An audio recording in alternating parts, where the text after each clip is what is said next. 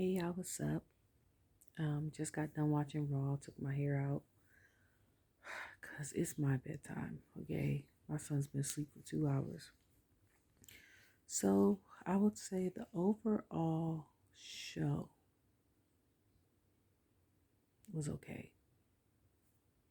I know it can't be as exciting, things leading up to WrestleMania and things like that, but even between WrestleMania and SummerSlam, it should be a little oomph to it. Like it'll go down, then come back up. SummerSlam, then go down, come back up. I can't remember if it was Crown Jewel or Survivor Series first, but it doesn't. Then it goes downhill after October for a while. Um, I just wanted to stay like this, and then when it gets closer, spike up, and then go back down like this, not up, and then shoo, and then Survivor Series like. Excuse me.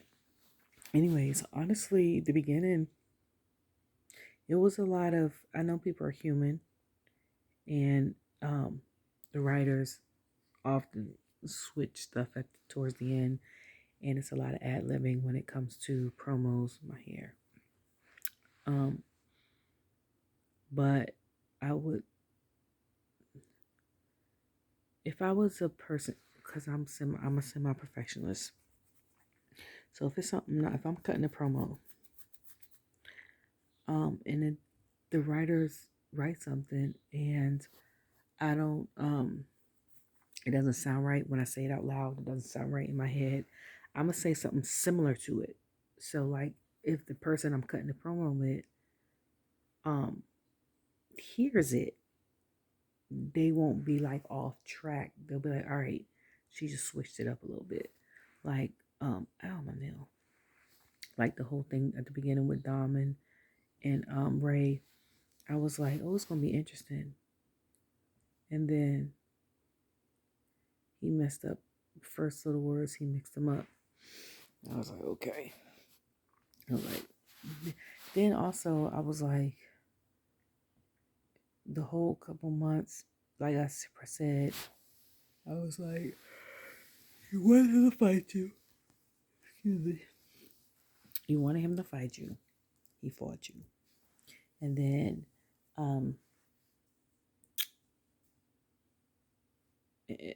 when he hit you, he's a terrible person for hating you. And I get that as part of the promo thing, whatever. But now it's like, it's dragging. You know what I'm saying? Like, not unless the story is going to go out to SummerSlam and then Ray's going to retire. Like I said prior to, Ray would retire after this on a good note that he won. So not unless like after SummerSlam they have another match, or like the LWO versus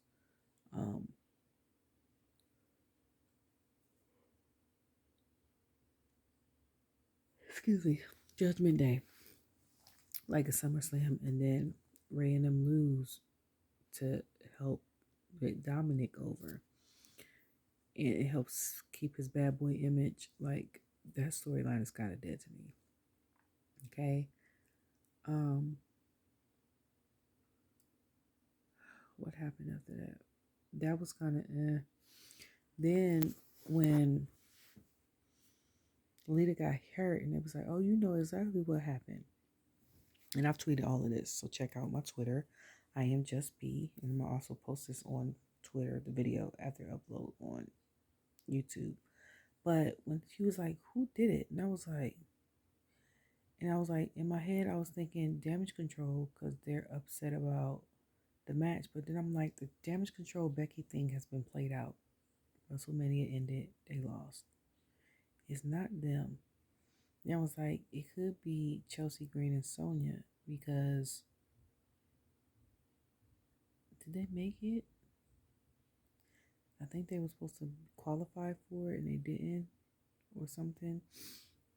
And then they were mad. Then I was like, no, it gotta be somewhere close to home. Like someone, if you get attacked from behind, this is me thinking logically, if I was a writer. or something. I'm getting attacked from behind and someone's behind me. You know what I'm saying? It's either they have to be quiet enough where I don't hear them, not paying attention to them, and or it's an ally of mine. Someone I think that's an ally of mine. Someone I think that is not gonna cause harm to me. Like if it's my son, say him and I wrestlers, and I'm like, oh hey, or he's walking around, it's just him and I, and then I get hit in the back of the head with something. I'm not. My first thought is not my son, but at the same time, ain't nobody gonna get close to you like that. So that's why when they walked out and she was like, I'll do it. I was like, it's Trish. I said, and I put in the thing. I said, wouldn't it be crazy plot twist if it was Trish? And the way she came out and the way she was holding the belt and looking, I was like, it's Trish. And then at the beginning, she was like, what'd you do? Becky was like, why'd you do it? And Raquel was like, um, I told you we didn't do it. So then I was like, she lost the match. I said, that's part of sabotage. I said, why she attacked Becky? She attacked her. I was right. Then I was like, well, it's good for them two to be holding a thing again, because I've been saying for the past 6 months or more that Raquel is such a powerhouse. First, before that, I said it's so many good women in the division, and for me, I think of superstars as far as women, Natalya, Becky, Charlotte, Rhea, Bianca. Period. For mid card, I think Asuka, Alexa. No, take that back. Okay, so it'll be Rhea, Charlotte, Becky, Bianca would be the top card.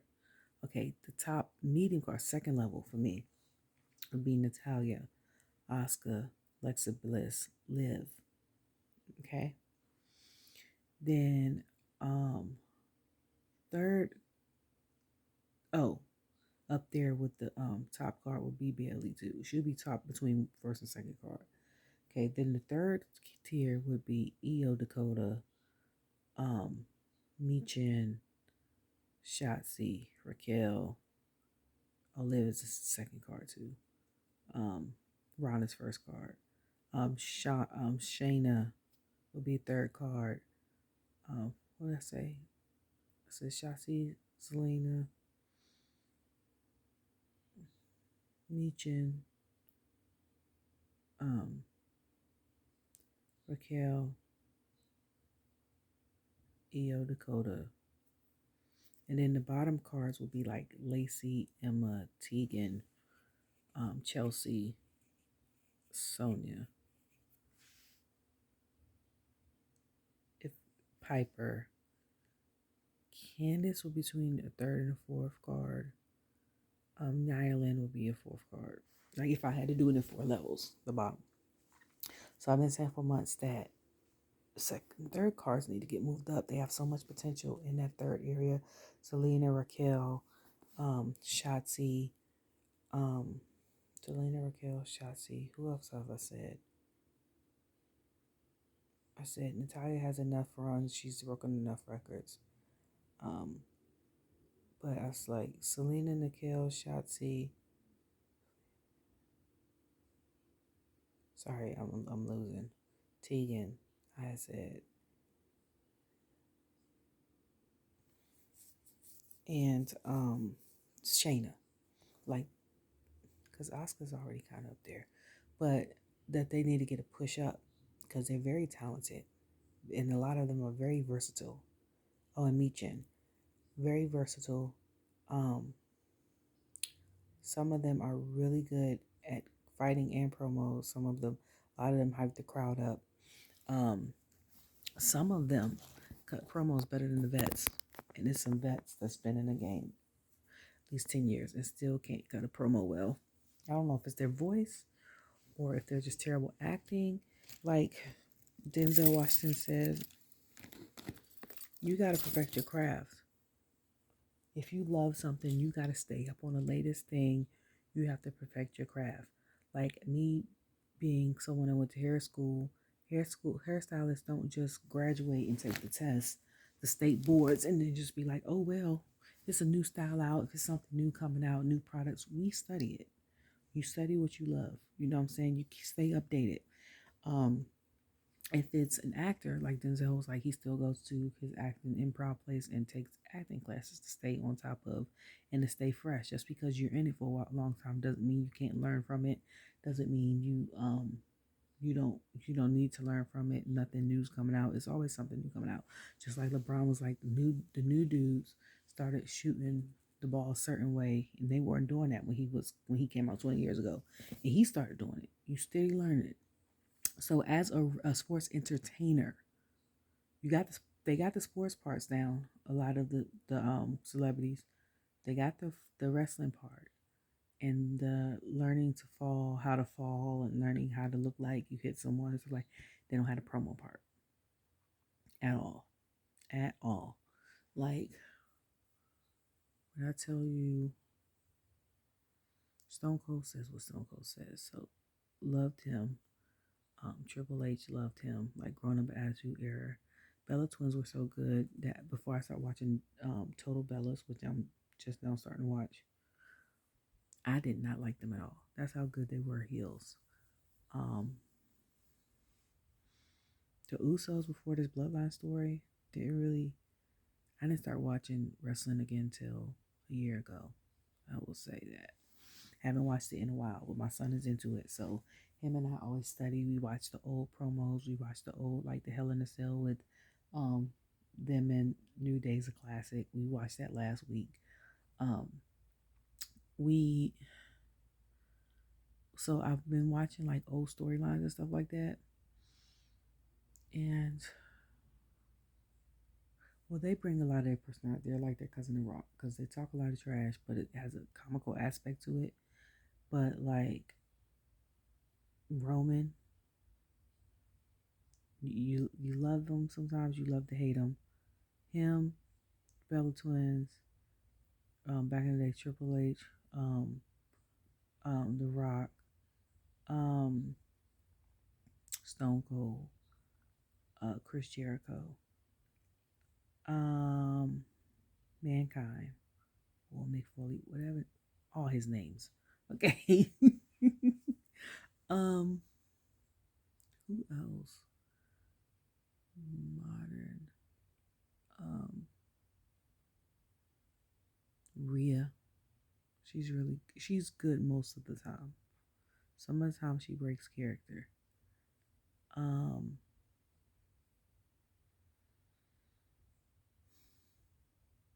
I would say Dominik, but it's not more so his promo cutting. It's more so what they tell him this. Well, I guess that's part of the promo. It's the persona I think that people don't like, which is the reason why he's a heel. But it's the persona part. Um, who else? And I said Roman. I said they bring comedy to their promos with a little bit of truth. New Day does the same. Street Profits do the same. Um, Honestly, I can't think of Seth Rollins. Cause last year when I watched it, I watched when Cody had the torn thing. That's the first time I watched it. Like I watched him kept fighting. And then that situation, and then I think it was Seth and Riddle. Was it Seth and Riddle? Like Seth plays a really good heel, but people love him, which is weird because I don't know. I don't know. Maybe it was the same when we were little, but like I remember when you used to hate a heel, you used to hate a heel. And then some people love to hate heels, and then some people can't stand, you know. Who else? Brock Lesnar plays a good heel. Cause like that, the whole thing last week was, yeah, I did not like the ending of that at all. And it's not because I'm a Cody fan, because he's a gentleman or whatever. It was just, I don't know. Last week and this week was not, and honestly, like I said prior to, because I've been to a live event, I live in North Carolina, and I've been to a live event in Charlotte. I've been to a live event in DC. I'm originally from DC. Went to go visit family. I took my son to SmackDown in March. Took my son to Raw in October. Um, I used to live in Florida, Winter Springs. So we haven't been there yet, but my mom moved back down there, so I'm pretty sure we'll be at Tampa or Orlando one. But I lost my train of thought. I don't. Yeah, it wasn't that. I don't. What was I saying? It wasn't. Oh, the crowd. This is why I say production needs a raise, and I've tweeted this numerous times. First of all, the graphics are incredible. Side of today, because I forgot to tweet that the sound went out for a second. Okay, but the graphics are incredible. Ouch. Um, they have the sound on point. They got the fireworks on point, and I know this is part of stage setup too. Production and stage setup. The thing for the ring be on point. You know what I'm saying? Like the close-ups, the camera people, and whoever's in the back doing production, sound stage production. Excuse me, engineer, the head person that's like cut camera one, camera two, camera. He's on point because I've been to live events, and the first one you're giddy because it was my first one as well. I took my son in October, and I've always wanted to go to a live event. I've been a fan for years, and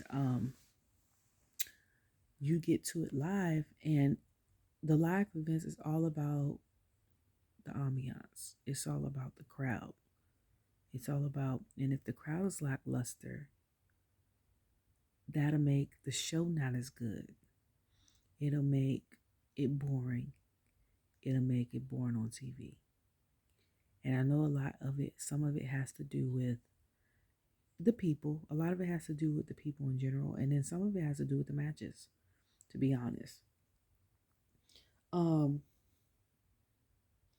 So like, because when I watched it, like when I went to Charlotte, and it was a bad show. It was a bad show. I'm not even gonna hold you.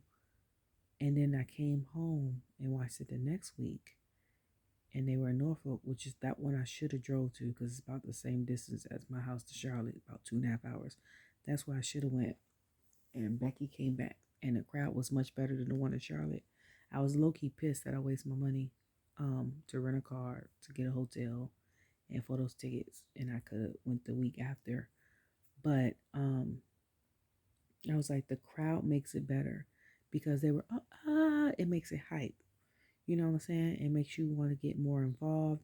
And I know doing commercials, they have like dance cam and stuff like that. But when it's a lackluster crowd, then it shows that, it displays that on TV.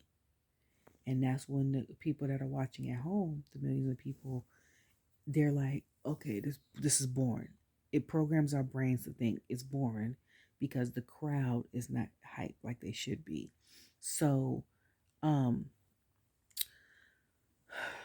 so like, yeah, that's why I said production needs a raise, because when I watched it the next week, I was like up close.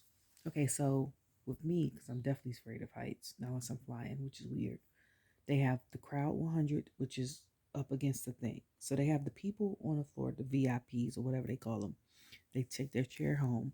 Then they got the crowd that's like slanted like this around the section 100. That's where I always buy my tickets. Then they got section 2 and 300. I'm not going up there. Okay, so I was in section 100. I could see clearly. Okay, and I'm looking and I'm like, oh, okay. Like, but what I said, production makes it so much better is because the cameras are up close. You can hear the dialogue if they don't have a mic, like how Cody Rhodes had a mic today. Like when Trish said whatever she said to Becky, and then like the Usos are sitting there talking to each other while they're and Chad and Otis talking to each other while they're all in the match. Like we can hear that, and that's thanks to production and the camera people. If you can't hear that even if you're sitting in the front row, okay? Because when we was in DC, even though it was a much better crowd, I was like, what is Jimmy saying to Solo not Solo, Sammy? And I had to go back low key and rewatch it. And I was in we were in row E. So we weren't that far from the ground. But yeah, so with that being said, again, because the crowd was lackluster, the Ray and Dominik thing started off good, but then they got So then with the tag team matches, they were a bit more hype. Then it went dead silent with Bronson and Bobby. Like, they didn't even cheer or nothing, stand up when Bronson came out. And then when he came out, they were quiet. And then when Bobby fell out the ring, that's when they was boo Bobby, Bobby. But after a while, they didn't really say nothing. I was like, what is going on? And like someone that said, they tweeted, they was like, they would have had to do a count out because that would have been a never ending match, which is a good thing, which is a great thing.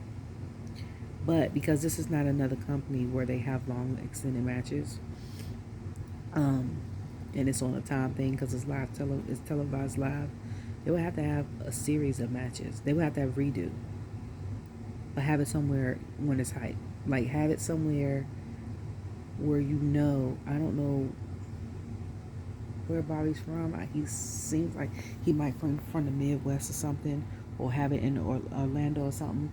When people gonna be hyped. People gonna be hyped regardless. They don't care who come out. They cheering. Have it in one of those crowds. Seattle was not it. Okay. Have that because it was a really good match. But then I was like, why is it so quiet? And he was like, it's so quiet because people are in awe. Then Corey Graves said that, and I said, no, it's quiet because it's been quiet. Like, it ain't because of people in awe. Okay? So then after that, I forgot who fought. I think it was EO and them. The triple threat, right? The triple threat match. Okay? Then they got more excited for the girls, the women, and I'm glad half of the segments and the matches were women.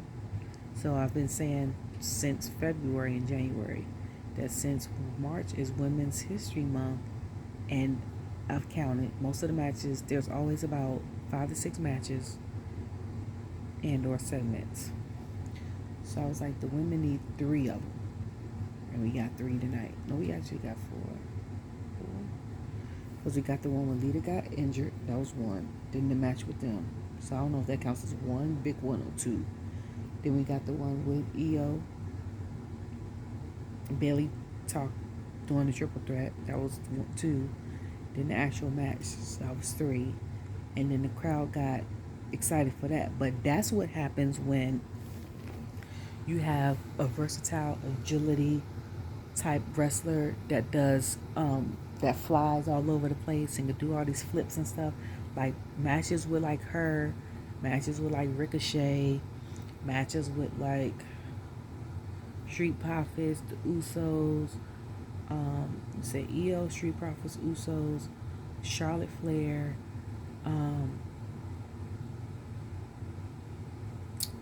who else? KO, stuff like that. Versatile, people like that, and people that fly. I said Ricochet, right? The crowd's like, ooh, oh, like you won't get that. Liv, she's another one. That's why I say her and Shotzi need to be. Excuse me.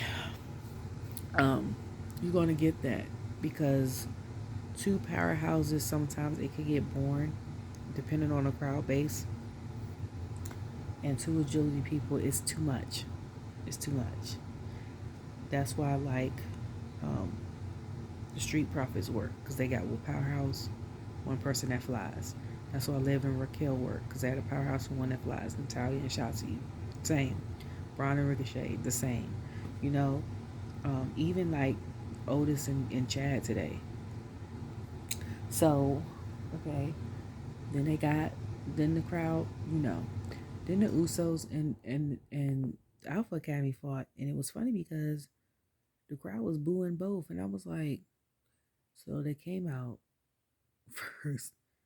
Otis came out doing like a moonwalk, and I thought he was gonna worm down the thing. Okay, my voice sounds like this because I'm tired. I need to take my contacts out and put my glasses on. But so I thought he was gonna do the worm down the ramp, and then I thought Maxine was gonna get him because last time she got him because she said she didn't want him to mess up his manicure. And I'm about to take these contacts out while I'm talking with these glasses on. And then I was wrong on that. I thought she was gonna pull him out, or something was gonna happen where somebody was gonna interfere, or somebody was gonna cheat. But then I forgot Solo's the only other person, and he has a match, so he can't really interfere. He gotta get ready for his. Okay, and then what else? So that was a good match. Um, it lasted. No, it lasted about the same amount of time it did. I was wrong on that too because I thought that the Usos were gonna lose. Because I was like, if the Usos lose, it's gonna cause more friction in the bloodline. Ugh. And it's gonna make the story a little bit more, even more interesting. And then I was like, if the Otis and them lose, either the ref gonna get distracted, Alpha Academy, or Maxine's gonna pull him out. Neither one happened. The Usos made fair and square, which is what I appreciate. Like, I will say that today. I appreciate teams that win fair and square. Like, I understand the cheating aspect of it, you know what I'm saying? Because you're playing a heel. Like, Damage Control often cheat. The Usos often cheat because of bloodline. But both of them today let their people do their thing. Well, nope, take that back. They fought Solo didn't interfere, but not the other way around. Like, when Damage Control was there, they didn't interfere. They let Io do her thing. I don't like when they get these groups and teams together, like Judgment Day, and every time someone's cheating. Like, to me, that doesn't give you credit to show your ability as a wrestler on your own. And furthermore, when Ray was going to fought, I thought he was going to fight Damien.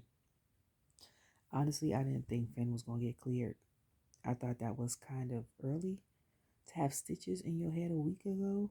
Like, I'm at Staples, and I know after they took some staples out, they probably put stitches in there, and I know them stitches ain't dissolved that quick.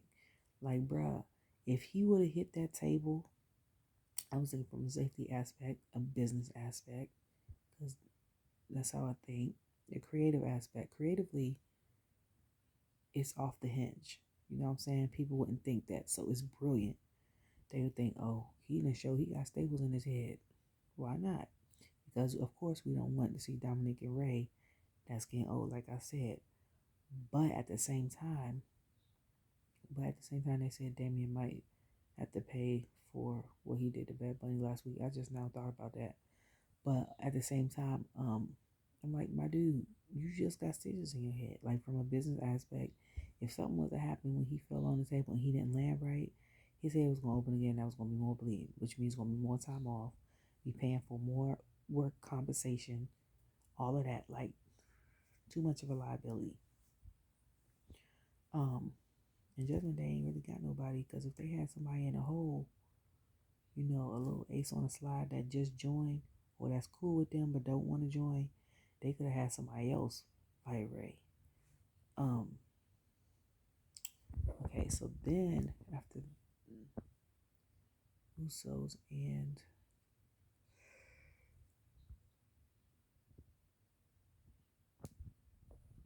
excuse me, Usos and oh, and how long are they going to announce that he is the Andre the Giant champ? Is that only a couple weeks? Because it's not like Money in the Bank, right? Where he can cash in for a match or something, Bobby Lashley. Because that's a little, like, they said it. I know it's only been a week, but I was like, how long did they say that? Also, what did I say about Cody? I think I might have mentioned it already. And he said he didn't feel like he was ready. And I think one announcer was like, he think he probably got everything handed to him or whatever. And I said, what the issue? I said, that's gonna be the issue. I said, so him and Brock gonna have beef to show that he's worthy to and ready. I said, and then once Cody wins, then he will end up fighting Roman again in SummerSlam. Get his second chance. And that's between now and the end of July, so we got 3 months. But I don't know which main thing Brock is going to do. I just don't want them to drag it out with the promo.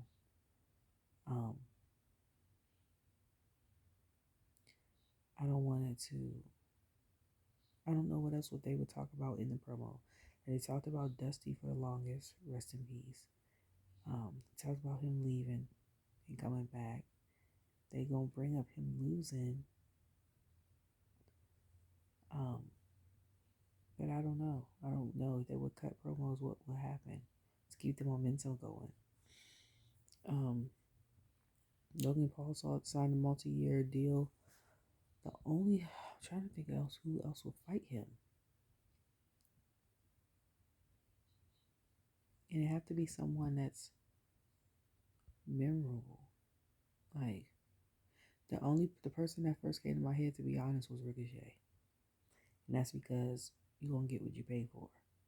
Like Seth knows how to sell a show. He knows how to sell a crowd. He's very good in the ring, very entertaining in the ring. Boom. You know what I'm saying? AJ Styles is one of those people, very versatile. KO is one of those people. Roman, only because he has both titles, he's one of those people. And you never know who's gonna come out and help him. But I was like, who else will he fight? Because he signed a multi-year contract with WWE. Then I was like, WWE needs another woman to shake things up. Like, they was like they never had so much media, and so many their eyes drawing attention to besides WrestleMania. And I was like, Logan Paul has done that even more, and Ronda Rousey has done it in the past 5 years.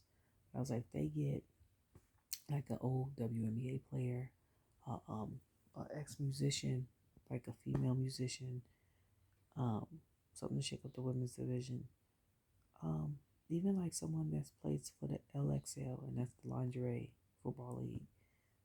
Someone that's like that athletic, great body, that can hit hard if need be. Listen, my eyes are getting lower because I'm exhausted. It's like my contacts keep my eyes like this, and then when some contacts come out, it's like that. And it's 11:38 where I am. The solo match, I was like, this. I was like, poor KO, because he ain't gonna win. I was like, and I tweeted all of this. I said, what's going to happen is the Usos are going to interfere. He's going to lose. They're going to jump him. And then they said KO and, like else, they was like, Sammy and Riddle is out. And I was like, I don't believe Sammy and Riddle is gone. That's exactly what I put in quotes. I was like, what it is I said, somebody's going to help him in the back, like a street fighter or somebody. I said, but I strongly believe that Sammy and Riddle's going to help him. And I called it. It's rare. That's why I said it's rare that I'm wrong. Like, if I watch something, and it's a 3-hour show, and I've got something wrong twice tonight, but like, when I used to watch it on Twitter, and me and someone I know used to know, would tweet back and forth, I was wrong maybe every once in a while, because I can think of most scenarios from every angle. And I was like, of course they're not gone. I was like, what's the most shocking thing out of the whole situation is that Riddle came out with sandals on. That was the most shocking thing out of that whole thing. Also, I didn't know what Jay's Tat said until today when I was looking at the WWE page and they showed pictures and up close, and I was like, oh, that's interesting, all the palm trees. And it's of his two sons, which is cool. But I was like, that's a lot of intricate detail. Like when I look at his family and their tats, bruh, that is a lot of detail and a lot of time. A lot of time. Like somebody like, I don't know, when people be like, oh, I got a whole sleeve. You be like, how long that take? They be like 8 hours. You be like, 8 hours? And they be like, oh, I gotta get it shaded in color tomorrow. Like, I was gonna say word. Like ninja. What? You going back for another 8 hours? Like that. That's why I be on the fence, honestly, because I know exactly what tat I would get.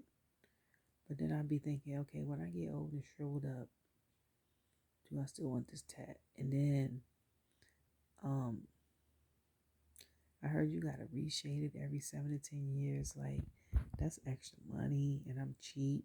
Like, I don't want to do that because it's not a pain situation. Because I'm very high tolerance. Like, it's not that. It's the indecisiveness for me. Because if I was completely decisive, I'd be like, oh yeah, I would have been got one. But as a compromise to myself, I got piercings. So like this, the belly piercing and my ears. And I was supposed to have one right here, but I was like, it's no point because I got a mole. I got a mole on each side of my nose. So it's like I had one. I could put a piercing right there in my mole. But I guess that's the rant part. The ending ended just like I wanted it to. And then I was just like, what was the men's division missing? Like I said prior to. And I was like, outside Seth. And I was like, it was missing Riddle. It's missing AJ Styles and Riddle. That's exactly what is missing. And KO, because KO I think was on the Raw thing. Street Profits were in Alpha Academy. The Usos more so seem like they're more on, excuse me, Raw now that they're not tag team champions. But prior to them being undisputed in May, they were on SmackDown more, I think. So, and I like the fact that Roman has been on Raw, even though he have a match, because I'm like, once you're undisputed champion, technically you should be on both shows. Technically, because you only showing up for like SmackDown, then you need to give up that other title. Which one was it? The heavyweight or the world, whichever one SmackDown goes to. You need to give it up. Just like if the Usos or KO and Sammy are undisputed tag team champions, they can't be on Raw all the time. Like you gotta go on SmackDown sometimes too. You're on two brands. You're undisputed tag team title, two brands. So that means wrestle the house shows if that's what you want to do, all the appearances, commercials and media, and show up on Friday and Monday. You hear me? Like that's what you're supposed to do. Not just show up on one because that's what you want to do. Show up on both because you're the champion of both. Okay? I'm going to go upstairs and say my prayers. Try to read some Bible verses and go to sleep because I'm exhausted.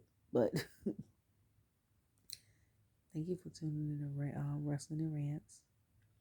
I hope you guys have a great day.